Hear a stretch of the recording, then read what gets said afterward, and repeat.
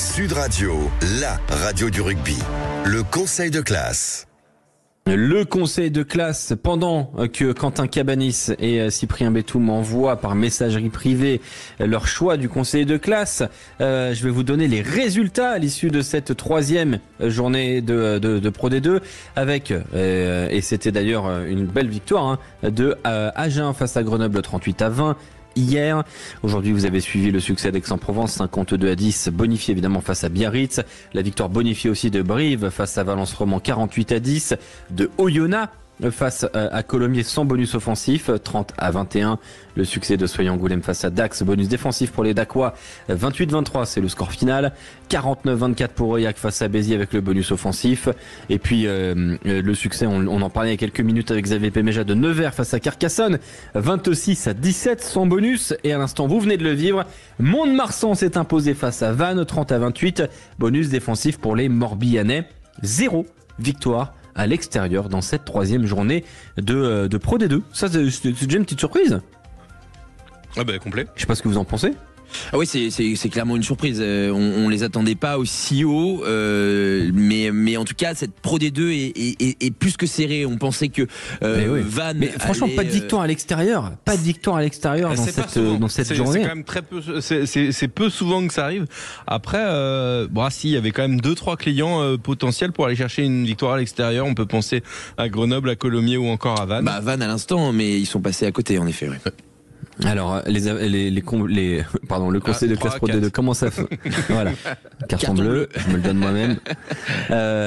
3 catégories. Les avertissements, les compliments, les félicitations. 2 spécialistes, Quentin Cabanis et Cyprien Béthou. Je joue aussi, chez vous, à qui vous donneriez vos avertissements, vos compliments et vos félicitations. On commence par la sanction suprême, les avertissements. Espèce de sac à foutre, tu vas rater du sang. Défense de rire et défense de pleurer. Je vais te mettre au pas, moi je vais te dresser. Sinon moi je te dévisse la tête et je te chie dans le cou. Avertissement.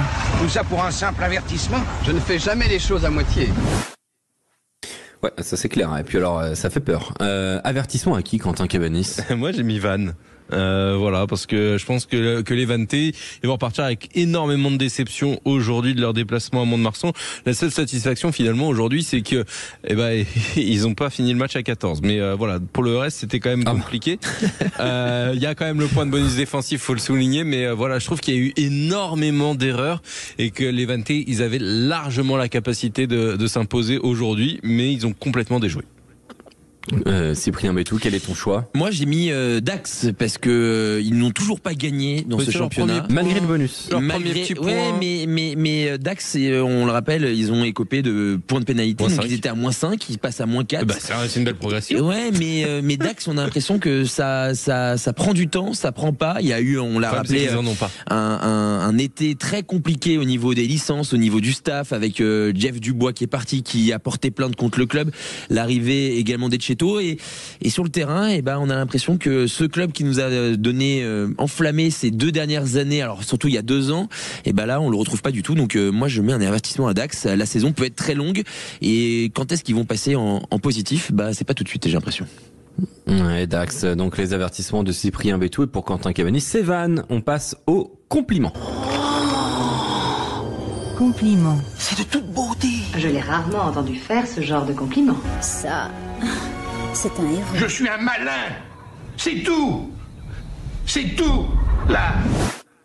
Cyprien Béthou, compliment à qui? Compliment à Provence Rugby. Voilà, après 2 premières journées poussives et une défaite lors de la 2e journée à la dernière minute contre Valence-Roman, ils se sont remis la tête à l'endroit avec une victoire bonifiée, 7 essais à la clé. On a eu Mathieu Voisin tout à l'heure qui nous en a parlé.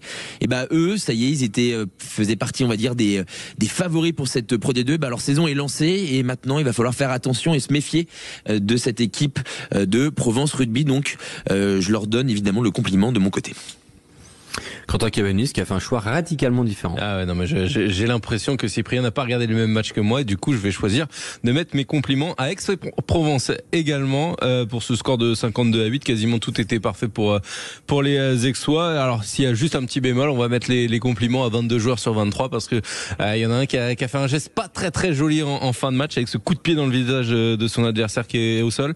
Donc voilà, mais sinon pour le reste, compliments à cette équipe d'Aix-en-Provence et j'aime beaucoup beaucoup le petit jeune du Stade Toulousain qui est prêté du côté d'Aix-en-Provence. On a eu l'habitude de le voir en tant que pilier. Aujourd'hui, il était talonneur. Malacaiox. Ouais, et vraiment, quel bébé.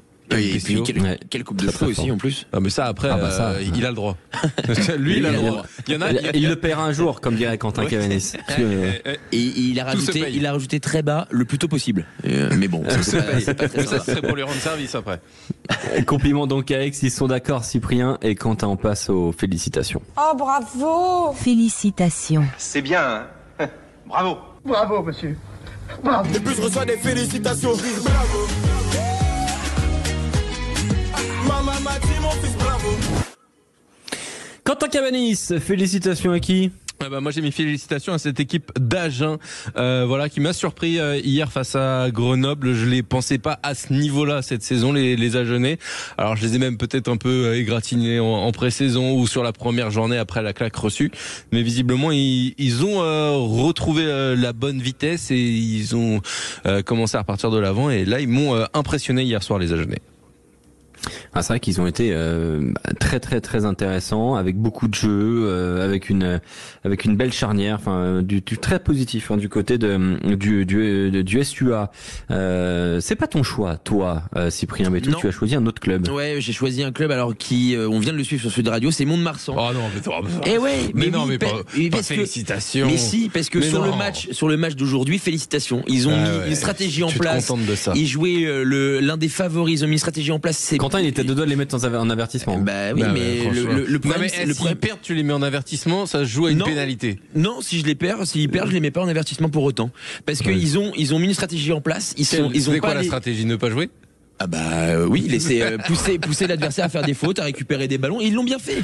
Les jeux au pied de Lustallo. Mais ouais, mais le problème c'est que t'es trop habitué à voir ce style de jeu avec Castres, et donc du coup t'as lucidité. Mais ouais, il est habitué au caviar, Quentin. Et donc du coup ta lucidité n'est pas au niveau. Mais pour le coup, si Mont-de-Marsan joue comme ça toute la saison, ils vont emmerder un paquet d'équipes. Mais pour toi, Mont-de-Marsan est l'équipe sur cette journée qui a fait le meilleur match.